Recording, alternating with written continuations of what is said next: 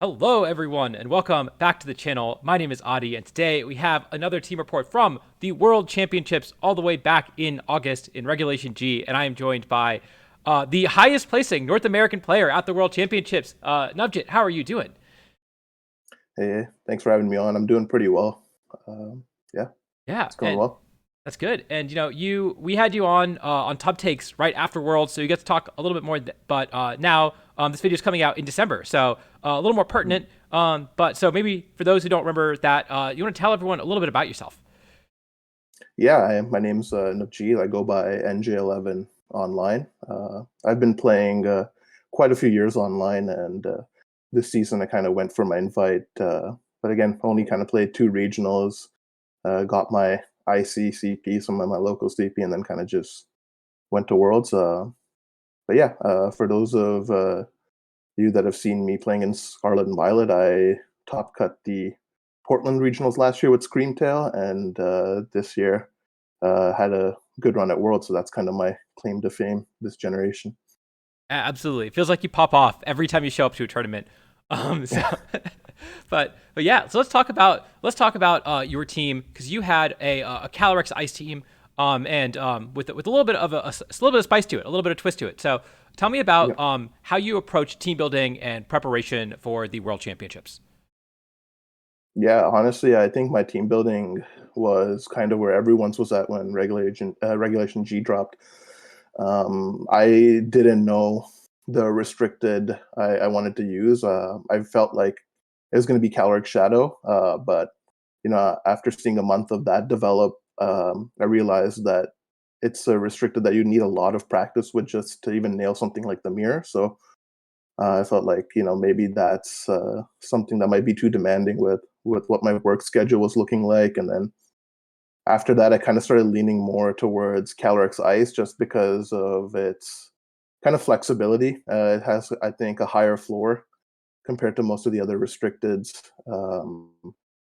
In so far as that, when you terrestrialize it, it really just wants to take neutral hits. It's really forgiving. It can absorb a lot of damage, deal a lot of damage, and offers board control with Trick Room. So I kind of gravitated towards Caly-Ice really early on in the format. And then one of my friends, Bars VGC, kind of posted a six that he'd been using on in some online competitions and on ladder, and it featured Regieleki and Landorus Eye, and he was kind of talking up the electric, ice, and ground coverage. And a bit after that, myself and James Beck kind of got on the concept, and we kind of put together this team for his run at LA Regionals. Uh, and yeah, he kind of went a different direction. He kind of incorporated Ogerpon Wellspring and Urshifu Dark and Incineroar. And so watching kind of his run unfold and how he played with the team kind of informed my building process going into Worlds.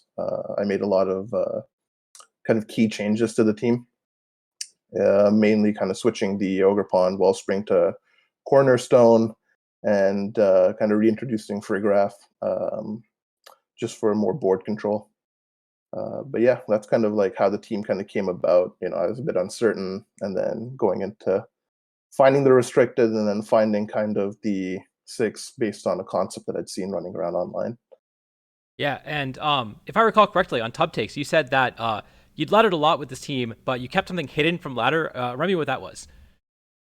Yeah, so what I did was early on in the building process, this team, a lot of the spreads were really different. I can share now, like the Calyrex Ice had at some point like 36 attack IVs, 44 attack IVs, EVs, and it was like really low. It wasn't doing a lot of damage, but the rest of its stats, I'd put a lot into its bulk. So it was kind of like this speedy tank, but it wasn't dishing out as much damage. And the Farigraph, I was running a really defensive Farigraph, so it was really it was kind of static on the board. It wasn't really putting down a lot of damage. And kind of the switch I made for Worlds was to run modest Farigraph, so it was actually a huge difference in how it kind of flipped a lot of the matchups because you're going from a Pokemon that has 132 like special attack and you're flipping it to go 165. So all of a sudden when it's comboing with something like Regieleki or Urshifu, it's actually able to do a considerable amount of damage.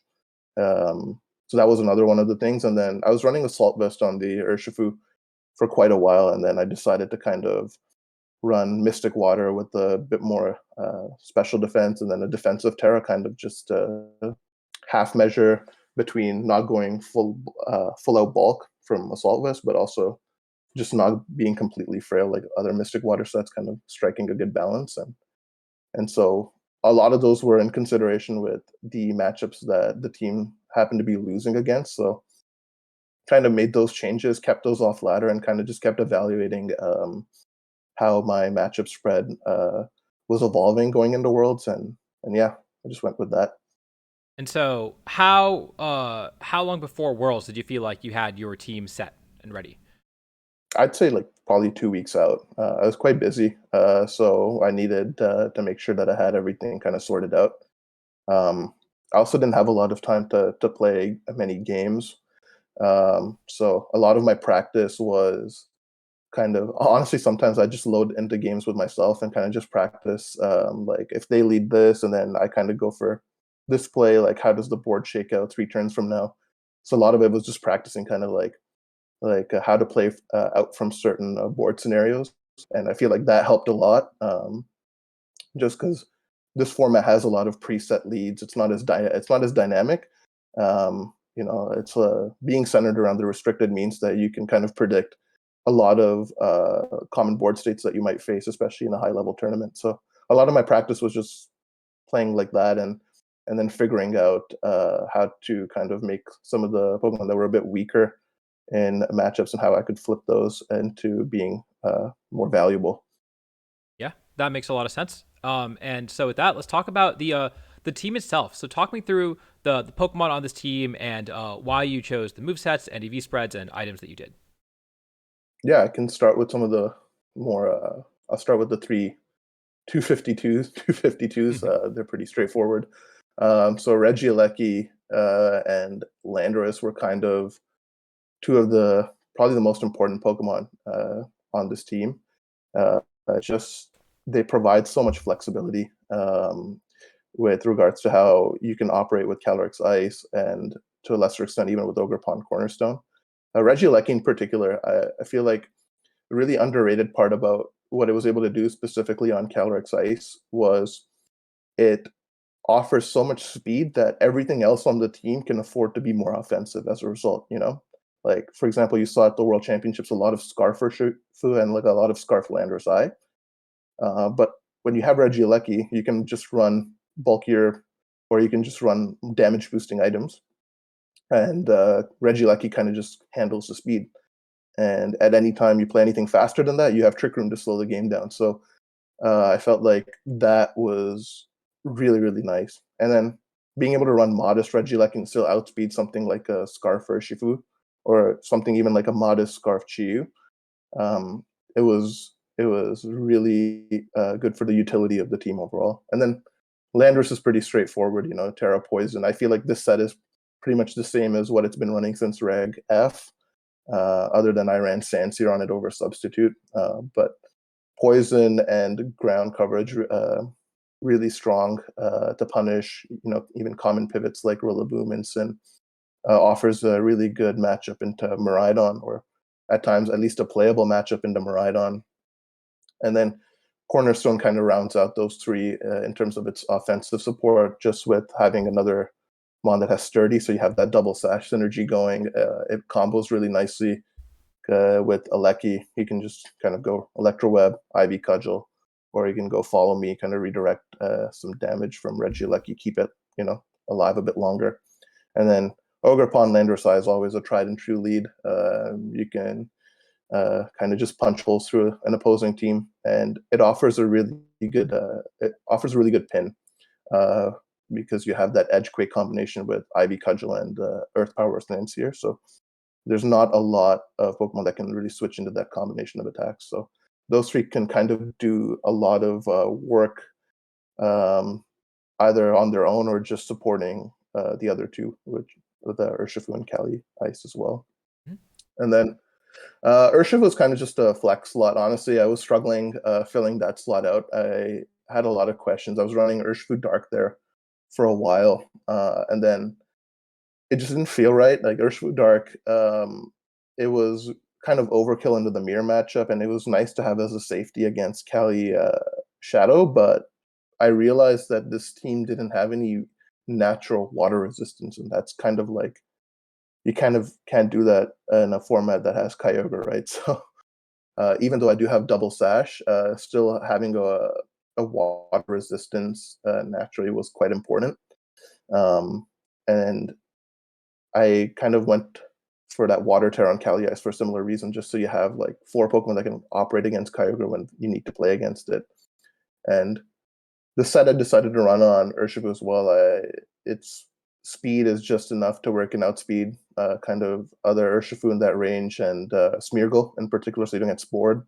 Um, and then the special defense, I kind of just wanted a bit to live common attacks.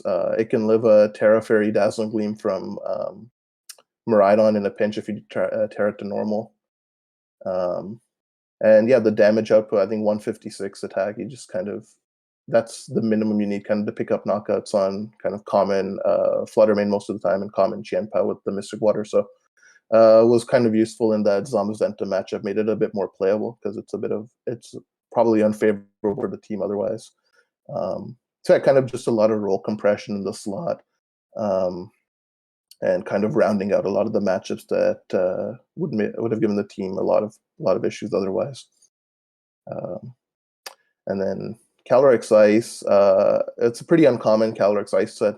I don't think anybody really was expecting a lot of speed on Caly-Ice, and I find it funny that I wasn't even the fastest Caly-Ice in top 8.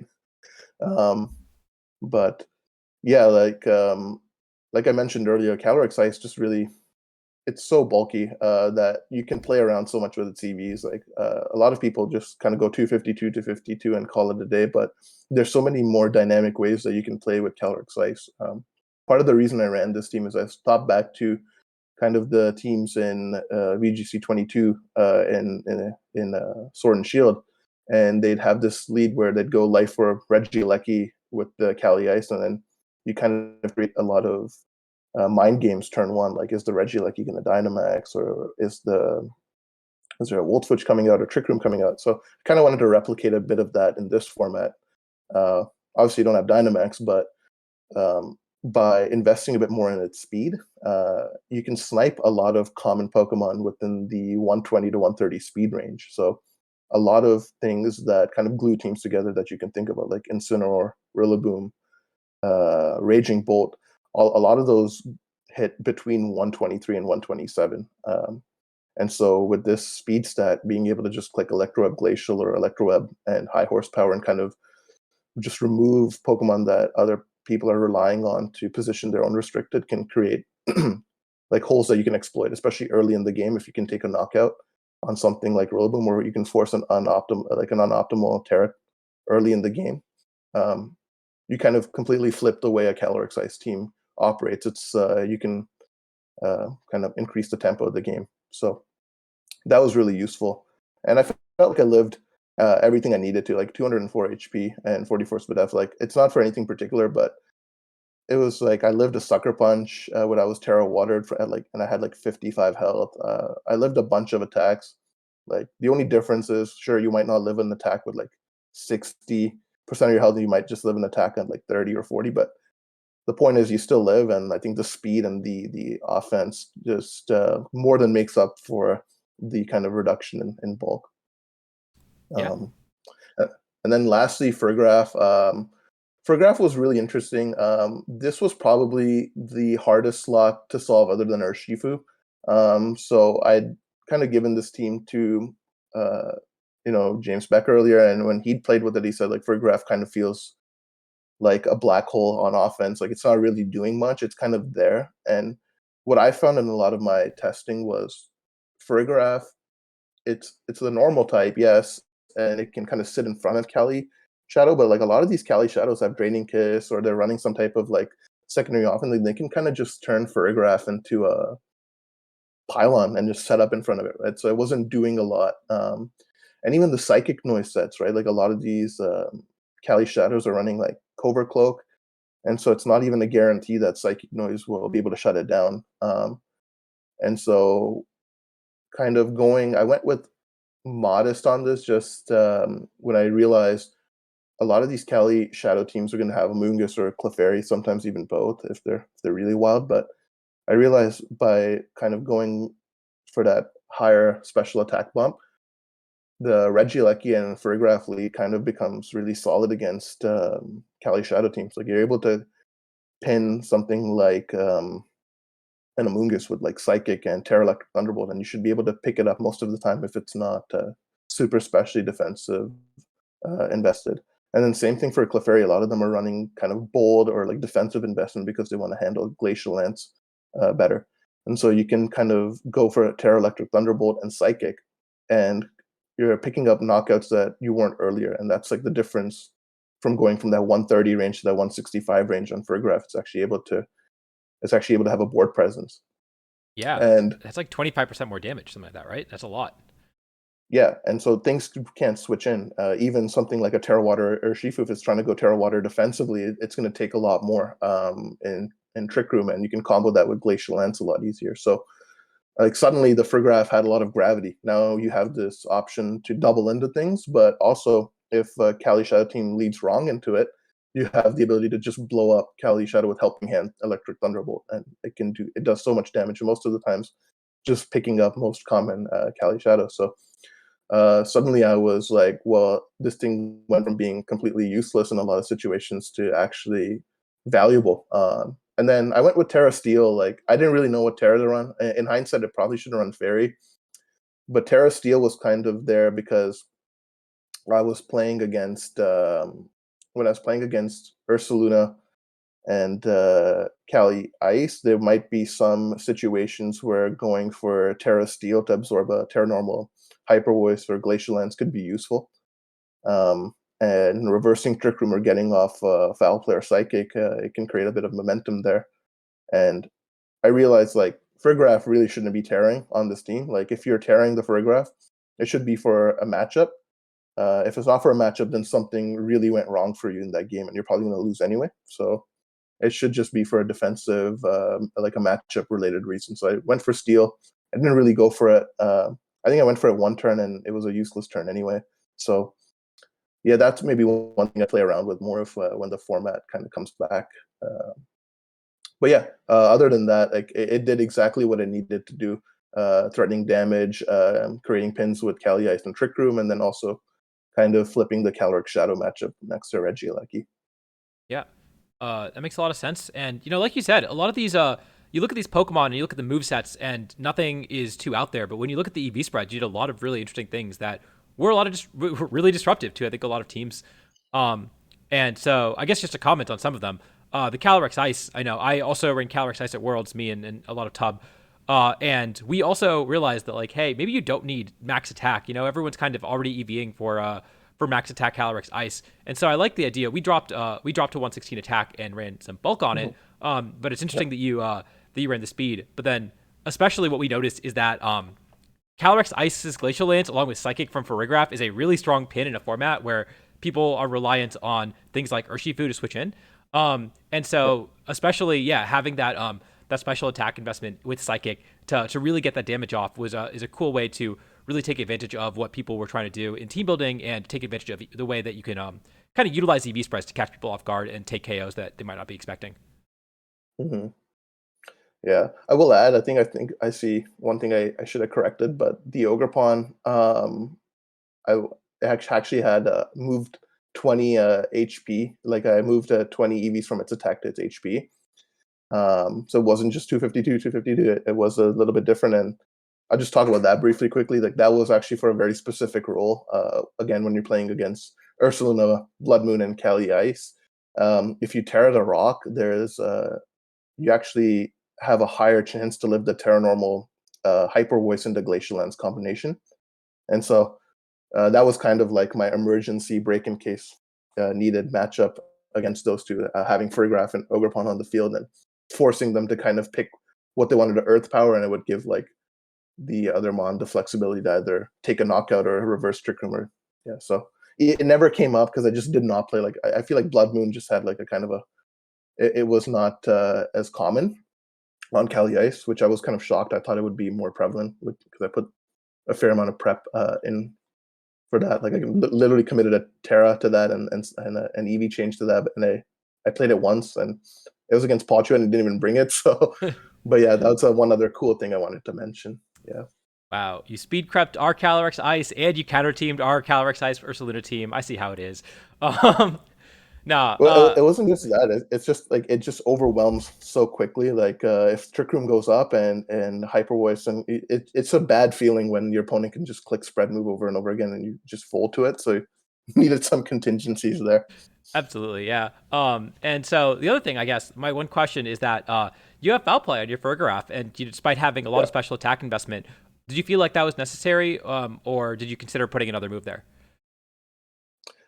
Foul play I kind of just kept. The thing about foul play is it's kind of useful in a lot of other situations. I could have run Shadow Ball here, which could have been better. But the thing is, and it came up once. So I was playing Luca Paz for my I think winning in, and what happened is he set Trick Room and he had I think some attack boosts on his Caly-Ice, but I kind of just knew I won the game on the spot because I'd foul play. Like he set Trick Room, my Fergraph is actually slower under speeding like my Caly-Ice. So when he copied my Caly-Ice with this Ditto and he went for Trick Room, I just knew like foul play will just pick this up. Whereas um, Shadow Ball would not have done the same thing in that situation. So I feel like I kept it for the mirror and I played a disproportionate amount of Caly-Ice. So I think at least for my run, it ended up being really useful because I played like more than I think 40 or 50% of my run was Caly-Ice. I played so many mirrors.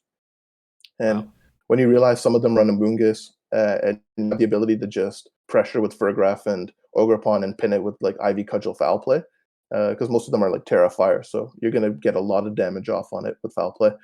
Uh, I think it was the correct choice. But I could see other people if they're kind of making some adjustments. Shadow Ball makes a lot of sense. Kind of Ghost and Dark is very similar.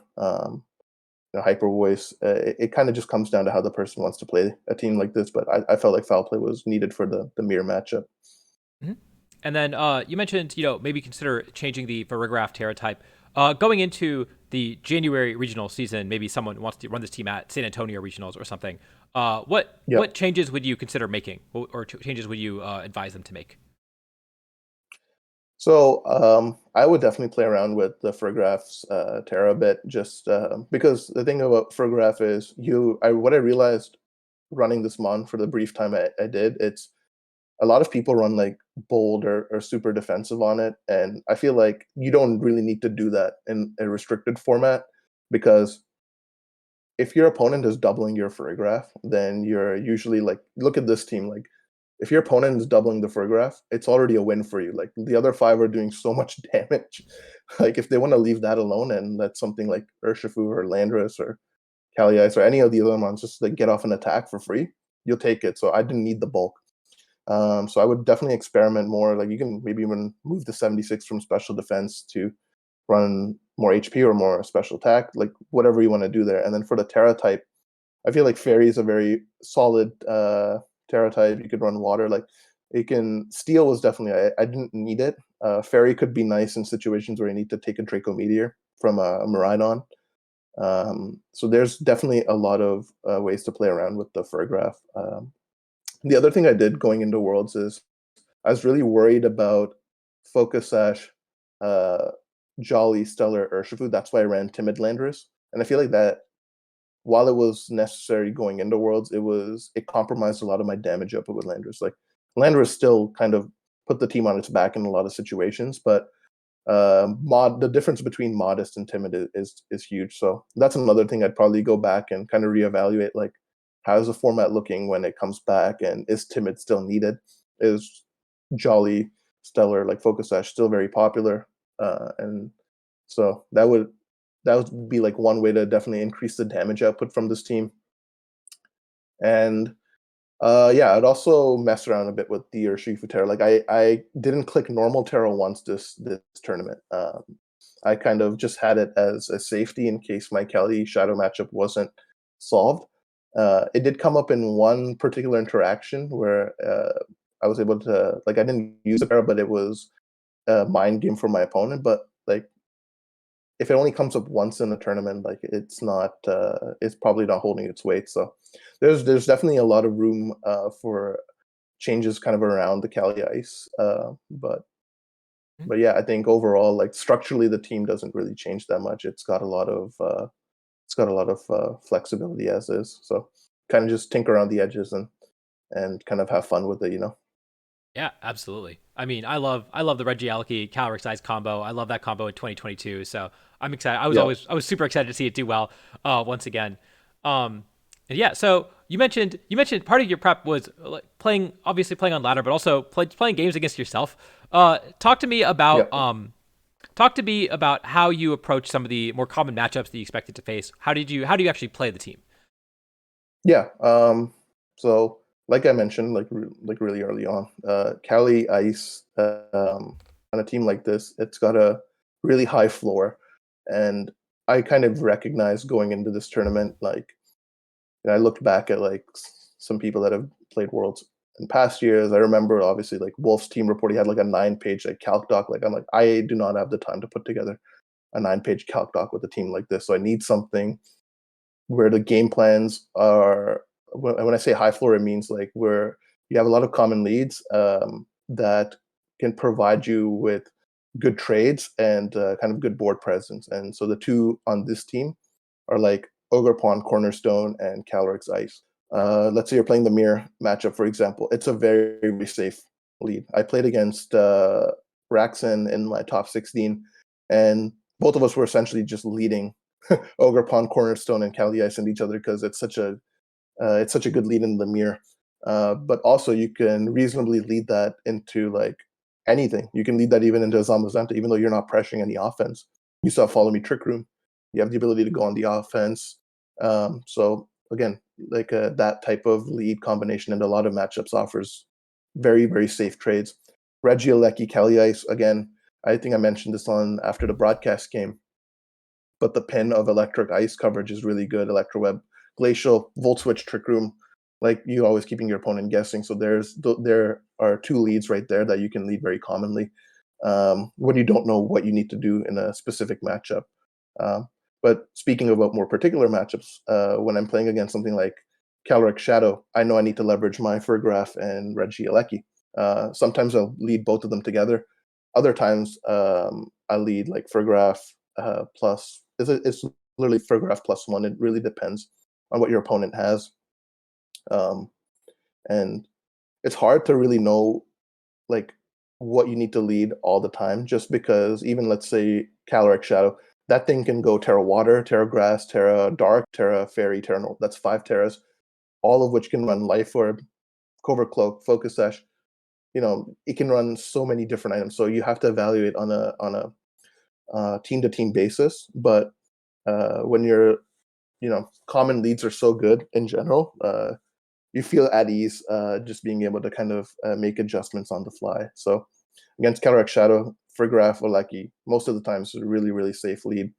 Um, and Miraidon, the matchup is it really depends. A lot of those teams either have the Urge for Dark or the Rapid Strike, but my common lead most of the times was just going Regieleki and Landorus, just because you have that pressure with Thunderbolt and Electroweb into Earth Power Sandseer. And if they decide to lead something like Whimsicott and try to remove your Landorus, you have the ability to just click Volt Switch and then bring in your Caly-Ice on a -2 Miraidon, and now they're forced to reposition, and that never feels good for a Miraidon team. So you can play against that. Against Zamazenta, I would say I tried Ogre Pawn and Urshifu quite a bit up front, just because with the Surging Strikes, you're able to kind of punch a hole through Fluttermane, remove Fluttermane. You're able to remove Qianpao, and it kind of opens up your lander side to come in and do a lot of damage. But at the same time, like I said, you could just lead Ogre Pawn and Caly-Ice as well. Click Follow Me Trick Room, and then get Landorus and Caly-Ice next to each other in Trick Room, and then kind of start going from there. So just a lot of flexible ways to approach that matchup as well. Um, and I think Kyogre is maybe the last one of note. Again, you have double stash. You have two Pokemon that threaten it with Ogerpon and Aleki, and then you can kind of just bring the Urshifu Rapid Strike, and then you also have Terra Water as an emergency Terra on the Caly-Ice. So I feel like that matchup gets locked down pretty nicely between those four. You can kind of stagger them in any way you want based on what your opponent is bringing, whether it's like the Calm Mind variant or like the Tailwind Offense variant. So um, but yeah, it's just a lot of the times there's just some matchups that you face that you have to just go by by case basis. Like I was not expecting to play Dondozo, Cali, Shadow. I felt like it was on the rise, but I played that like round one, and something like this was not built with that in mind. But because I have Regieleki and I can control the speed of the game, like make that adjustment with this team. It has a lot of like you can still go Regieleki, Landorus. Like that's the lead I was using for Miraidon, but you can just kind of move that lead and then apply it to different matchups. So that's kind of what I mean with this team. It's a super high floor with a lot of its common leads can function very flexibly into a lot of the other matchups that you needed to. I love that. That means that it's easy to pick up, right? Easy to get started with at least, which is always really nice knowing that hey, there's two or three leads that I can cycle through and figure out which one's going to work best, Yeah. and then like you said, you have to read the team sheet and you have to figure out what's going right, what's going wrong, adjust as you go, and so you mentioned round one, you played something very unexpected. You faced Calyrex Shadow Dozo. And Yeah. that actually, I have a team report with Justin Knox, who top cut worlds with that. Yeah. So that team picking up for sure. Tell me about your Mhm. tournament run. It sounds like you faced some stuff that you weren't expecting. A lot of Calyrex Ice. Give me some highlights from day one. Yeah, I'll actually talk about that round one because I mean, like Giacomo was really nice. We spoke a bit before the set, but like this is not like the team that I was expecting to face round one. When I thought about Cali Shadow, this was not. I did not really practice many games against something like this, and it kind of showed because the first game I got obliterated because I switched in. I had Ogerpon on the field, and I'm like, oh, I have Sturdy, and then they switched in Wheezing, and then just killed me with Specs Barrage going through my Sturdy, and I was like, oh yeah, like Wheezing can do that. And then, but yeah, I was able to win games 2 and 3. Just like I mentioned earlier, having Regieleki and then Landorus I into a team like this. Uh, One really good aspect about Regieleki is even if Dozo's on the field, if you force the Terra Grass out from it, especially because it doesn't have Wave Crash, the Landorus can actually kind of just break through it with Sludge Bombs. So the Aleki Landorus combo was something that I thought about. I like when I saw this matchup a bit on ladder, but realizing that I didn't practice for this matchup, but I actually have a way to play against it was really I was really relieved. So I was able to settle down and kind of win that set. Um, yeah, I had a lot of other really fun matchups day one. I'd say my match against Humahara was really tense. He was like the guy that I feel like he outplayed me so hard. Like it was a masterclass on his end. I was actually able to sneak one game because we were both we both had our hands together on like the last turn of game one, and he was hoping I wouldn't crit, and I was hoping I would crit with my Ivy Cudgel, and I managed to get the crit on his Rillaboom, and so that's the only game I won. This matchup was really tough because um, it looks like an unassuming team, but this he had bold Terrapagos. He it was modest, and I could tell that because there was a point in the game where my -1 um, Urshifu lived a +1 Terra Starstorm, and I was like, okay, that should not happen at all. If it's modest, that should always be like a roll to kill it. Um, and so he was running out bold. It was super hard to break this team down. He played exceptionally well throughout the set. And yeah, it's like I was not expecting to fight Terrapagos. Um, like I think I heard like Diego talking about his own Zama team with Fluttermane, so it's already hard enough when you have Fluttermane spamming Thunder Wave and disabling things. But when you pair it with something that's bold, like a bold Terrapagos, like it's just a nightmare to play against with a team that like mine that doesn't have a way to boost its offense. You kind of just have to go for attacks, and And so yeah, that was definitely one of the highlight matches. Kind of made me go back to the drawing board a bit and think about how I'd play against Terrapagos in the future. Fortunately, I didn't have to play it again. And that's my last two kind of sets in day one. They were really, really fun against Dennis and against Lorenzo. So against the Dennis, like you can see, like when I saw this team, I was really concerned because Terra Grass Cali Shadow is really bad for this team.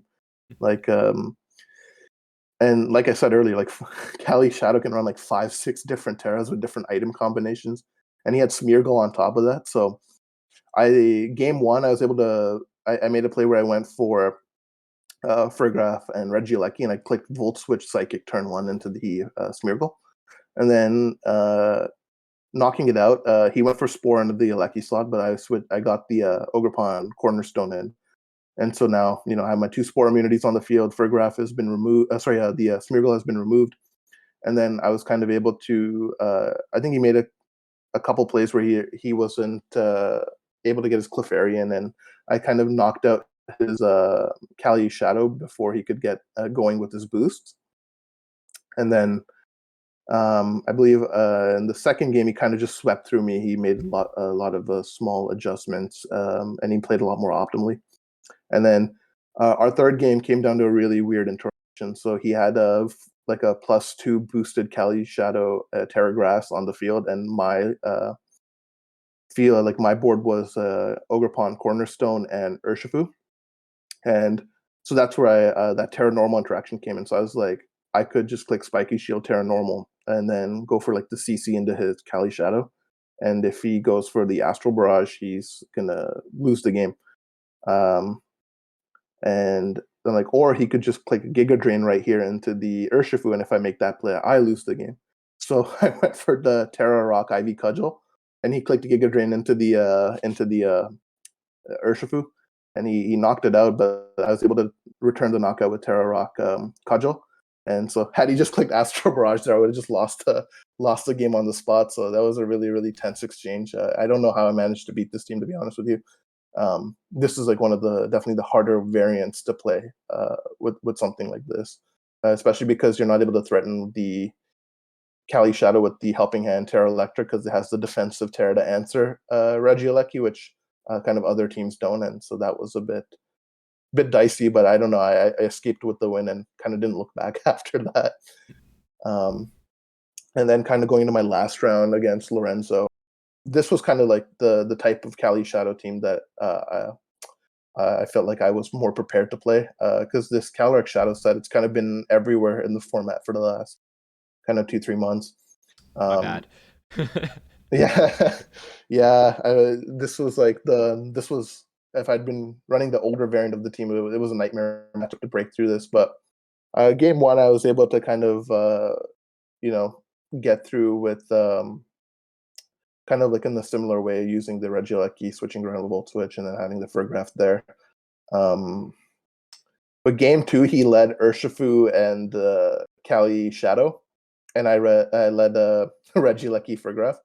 And I was like, there's no way he's leaving his Urshifu. And so I just clicked Helping Hand Terra Electric Thunderbolt into the Cali Shadow. And he switched in Clefairy. And even with Friend Guard active, it still did I felt like 80%, like 75 to 80%. And at that point, I knew, I'm like, okay, I just click Helping Hand Electroweb from here, and I don't think I can lose the game now. And so I was kind of really happy that the 2 Pokemon that I'd kind of had for this matchup in particular, and kind of just rebuilt for this matchup, ended up coming in clutch to seal up the 7-1 going into day 2. Yeah, and so this was I forgot to mention this. This is your first World Championships. What were your expectations coming into it? Did you expect to make day 2? Did you expect the top cut? No. This format is so volatile. I feel like anybody coming in, if anybody came in and told you I'm going to win this year's Worlds, or like I'm going to be firmly in top cut, like I don't know how anyone could say that with such certainty in a field that was so volatile. And I think I mentioned it a couple of times. I play like, let's say I play like a really good Zamazenta player.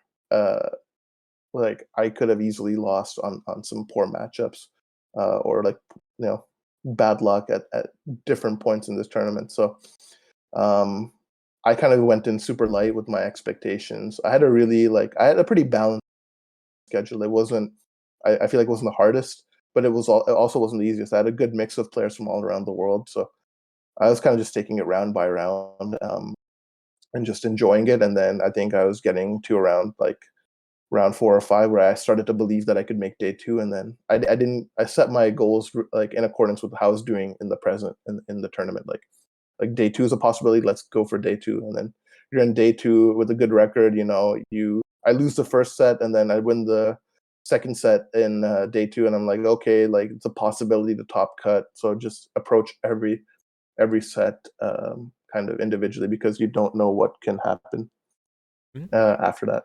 So, and it worked out. Like I had a really good run. I played like a disproportionate amount of Caly-Ice, and I had really good plans for the mirror, so I was able to kind of blaze through a lot of those matchups. And yeah, I think overall the team kind of functioned the way it needed to, and I hit the matchups that I needed to, which at the end of the day you need in Pokemon. You need that matchup luck. So yeah, that is yeah. that just speaks to your team building, especially right. If you anticipate the meta and you hit the matchups that you expect to face, and I think you kind of called the metagame pretty well. And yeah, it was really impressive to see. And of course, yeah. So going into day 2, you're 7-1, so in a great spot. Tell me about how your day 2 went. It was good. I was really kind of frustrated after I played Utah. Like, I feel like I was coming into that set like I probably should not have like it should have gone 3 games. Like I don't know what I was doing that set. Maybe it's like I feel like maybe my lack of kind of experience or like practice kind of showed in this set because he played super aggressively, and I also made like a couple plays that were really like greedy, and I would lock the play in, and after the set I was reflecting on my games. I was like, why did I do that? Like I had the game in hand in game 1, and I just threw it away by just switching in something, and he double targeted it my slot where I switched in Rock Pond, and he took the knockout on, and I was like, why did I do that? I just threw away my win con, and both of our games actually just came down to his Mon just living on like 5% or like between the 1 to 5% range, and then just taking a knockout on mine. So like both of the games were like super close. I think it's the longest 2-0 I've ever been a part of, sadly. So I was right there the whole way. I just made some really unoptimal plays, and I was just like, it was good though for me. Like it was a good wake up call. Like I'm like, I can't be playing at that level if I want to advance. And um, and then going into my second round, like second matchup, again this matchup, I'm like, okay, I'm playing another Caly-Ice. I'm just coming off like a Caly-Ice matchup. Like, how can I play against this?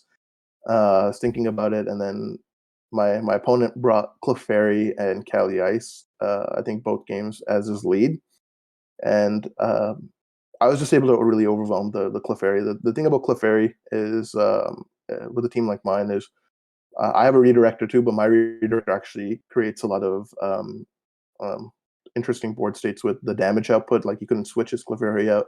He's kind of just forced to trade his Clefairy for a bit of damage on my Caly-Ice both games, and I was kind of able to clean the game up from there. Game 2 was really close, but again, Landorus was able to kind of clutch up for me at the end against his Raging Bolt, and so I was able to win that one. And Luca Paz, like that matchup was really bad for him. Like going into that game, like Koraidon is never really favored against Caly-Ice, but I would say he did a really good job. Kind of leveraging his own Rock Pond with his Koraidon. What I learned in the set was his Koraidon was EV to take 116 Glacial Lance. Like he lived it the both times I went for it into it, and so this matchup I played really well. This is one of the matchups that was on the side table, so people can go back and watch it. Game 1 I played really well, and like I was able to leverage kind of my Rock Pond and my Caly-Ice and get Furgraf and Urshifu later in the game and kind of clean the game up. Game 2, again, he was able to make some really good calls with Pond, and I kind of just lost too many resources within the first 3 turns and ended up losing that set. losing that game. And then the third game, I went for a really, really aggressive adjustment, Ogre Pawn, Caly-Ice, but then I brought Regieleki in the back.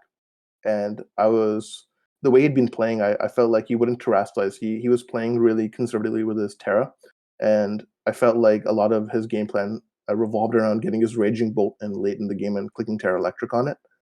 So I didn't mind game myself too much. I went for very, very direct plays. I just clicked Follow Me, Glacial Lance, and I did like 90% of both of his mons, like his Rock Pawn and his Koraidon. He KO'd my Rock Pawn. I bring in Regieleki, just click Terra Electric, Electroweb, and clean the board up. And then now I have a field where I have a full health Regieleki, a Caly-Ice, and then I have Landor's Eye in the back. So it was pretty much over at that point. And so yeah, that was a nice way to seal up advancing into the top cut.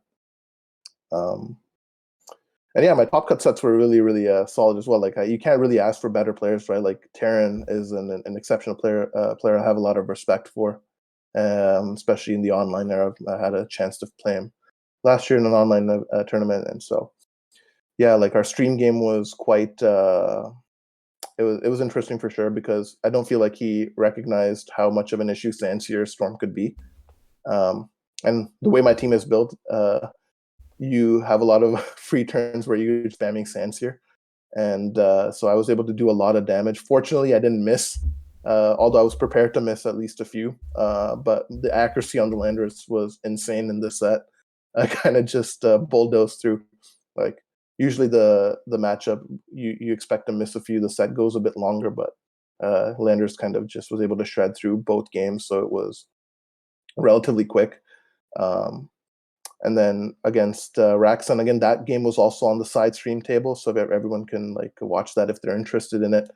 But we were kind of playing a game of chicken, essentially, with Ogre Pawn and Caly-Ice, like who makes the mistake first, who commits the Terra first, like who's able to trade more favorably from that lead position, kind of determines who's going to win the games. And fortunately for me, I managed to get both of the turn ones correctly, and I was quite happy about that because I've actually never beaten Antonio before. We've played twice in online team tournaments, and he's always gotten the better of me those two times. So I'm happy I was able to get two of the reads right and get the win here. So again, another player I have a lot of respect for. So it's really nice facing him again here, and yeah, and then my top 8 set was I kind of look back on it with a lot of regret. It's at this point of the tournament, I was getting really burnt out, just like mentally as well. Like I could have played a lot better, and my opponent did a really, really good job at recognizing and that like the speed stats were really awkward for me. And he kind of played this matchup in a way like other Miraidon players hadn't played. Like he leveraged his Furgraf, Iron Hands, Urshifu really, really nicely. Like he realized that low kick and foul play pins my Caly-Ice in Trick Room, and if I don't Trick Room and I'm trying to operate outside Trick Room, his Miraidon and Urshifu can kind of just devastate me. So there was really no safe ways to kind of set up against this team. In hindsight, I had to be a lot better at conserving my Landorus Eye. It was like Lando Eye is the make or break Pokemon in this matchup. It's the only thing that kind of helps Caly-Ice create room to operate, and I didn't do a good enough job of that. Even game 3, I had an opportunity to win, and I just made a mistake where I didn't get Furgraf in earlier and set Trick Room while Tailwind up. Like it was several points, and then I think he made a couple of critical misplays as well, where he went for like Wicked Blow and -6 like Dracometer into my Furgraf, and I didn't click Terra Steel there, just thinking I'm like he should always click CC to pin it. But he clicked Wicked Blow. I was really shocked. I'm like, if I just clicked Terra Steel there, I could have won. So we were kind of both exchanging like plays like that.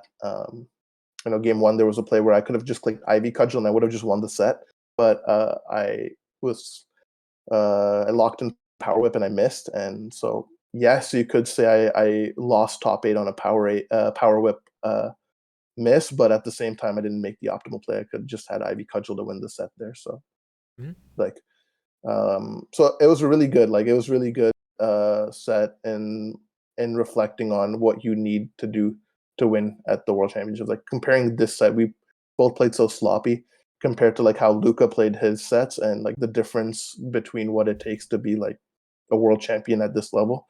Um, like he played so cleanly against my opponent when he advanced, like and the way he played in finals. You need to play so efficiently with your and with your resource management and everything else. So it was a good lesson for me. I mean, first Worlds came to an end, but just a lot of things to take away, a lot of learning lessons. A lot of these matchups were really, really fun to play, and I feel like I learned a lot about myself as a player, and just a lot about what it takes about winning at such a high level.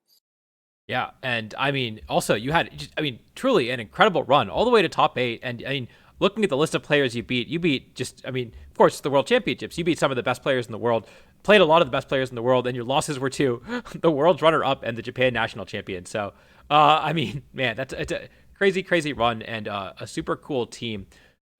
So yeah, so as per usual, the team, the rental code is on screen right now. Definitely recommend that you try it out, and the paste will be in the description down below if you want to try it out there as well. This is one of the teams that I think is going to be really, really strong. We saw, Antonio's version of it too, a similar style of team, but this type of archetype I think is going to be very common going into the January, February regional season back in Regulation G, and definitely recommend that you try it out. Yeah, thank you for coming on. Congratulations once again. Did you have any final words or shout-outs that you wanted to give? Yeah, just I'll keep it brief. Obviously, shout outs to Bars and to James Beck. They kind of really informed my team building process leading up to Worlds. Obviously, James was nice enough to share kind of his matchup experience at LA, and then Bars was, of course, happy to share kind of his experience with how he had been playing online and the online competitions, and kind of allowed me to create like an information base that I was able to kind of make confident decisions on, even when I wasn't able to play a lot. Um, Having two other really good players kind of providing you with kind of feedback and kind of how they saw matchups from when they were playing with similar variants really helped kind of expedite the team building process. Um, and just, yeah, shout out to all my friends supporting me at Worlds, of course, Team Canada, uh, everyone. I really don't get to see them as often as I'd like. And so, but anytime we kind of like come together at a big tournament, I feel so supported, and they're always so nice. Um, and then, of course, all my other friends at the venue, kind of just, Maddie and the Team Ireland folks, a lot of them, it was just, know, you meet people from around the world, especially for someone like myself. I don't get out to the international championships that much, and kind of just play the two West Coast regionals. So it was just amazing getting to meet people from around the world, and getting their support that weekend. So yeah. Yeah. I mean, again, it's such a special occasion, the World Championships, right? You do get to meet the best players in the world, play against the best players in the world. It's such a special event every single time. And I'm glad you got to go, and I'm glad you got to do so well. It was super cool to see. I think that everyone who, especially, who has watched you play throughout 2020 Sword and Shield, and then also these last few years in Scarlet and Violet, has known that you are one of the best players in NA, one of the players who kind of everyone was waiting to break out, and kind of lack of events kind of stopped that. So I'm glad that everyone in the world now got to see you to really pop off. Yeah, no, thank you, and yeah, you had me in your Worlds draft, so you knew this was coming, so you can take credit for that. Oh yeah, yeah. Me and Rafa both, both Canadians trying to knew it was up. But yeah. So yeah, definitely going to recommend you try the team out, and we talked about some of the things that you could try changing as well for this upcoming regional season. Yeah, thank you all for watching, and until next time, I will see you all later.